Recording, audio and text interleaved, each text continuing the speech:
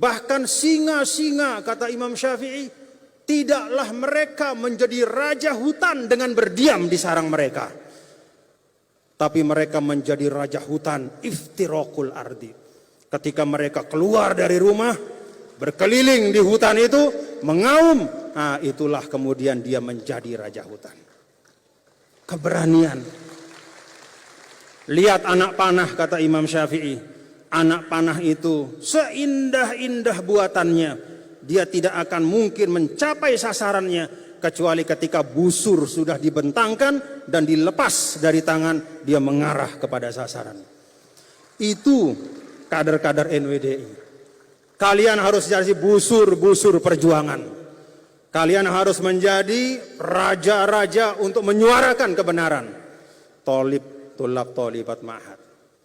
Maka alhamdulillah hari ini kita bisa saksikan, selain kita bertasyakur tentang Maulana Syekh, kita ingat perjalanan hidup beliau, kita sadari bagaimana beliau memberikan uswah kepada kita, kita bersyukur hari ini kita memulai untuk mengirim guru-guru pejuang ke seluruh penjuru tanah air.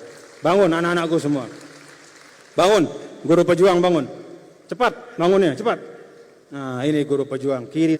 Ini anak-anak kita, ya, tulab dan tolibat ma'had yang sudah dilatih, yang sudah dididik, diberikan pengetahuan-pengetahuan, pemahaman untuk terus memperjuangkan manhaj Islam Ahlus Sunnah wal Jamaah, untuk meneguhkan wasatiyatul Islam, bergerak ke seluruh penjuru tanah air untuk membawa panji-panji NWDI.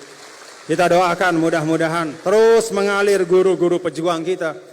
Karena apa? Kita ingat kata Imam Syafi'i tadi, in sahatoba wa illam yajri lam yatibi. Air yang jernih itu harus ada jalannya untuk mengalir. Kalau dia tertutup dan tersumbat, maka kejernihannya hilang, kemanfaatannya pun akan lenyap.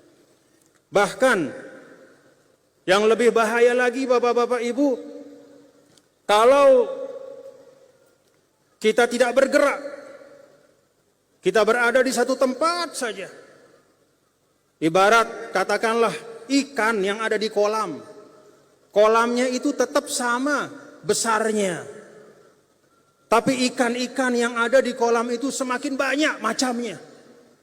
Maka bisa jadi ikan-ikan yang sebelumnya itu adalah makhluk yang bersahabat, teman satu sama lain, saking banyaknya di kolam itu, sedangkan tidak ada jalurnya untuk mengalir ke tempat yang lain, tempatnya makin sempit.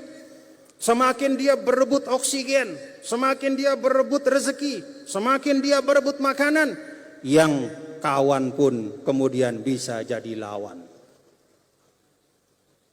Kalau kita diam di satu tempat saja, diam di situ, batur jadi musuh monek-monek.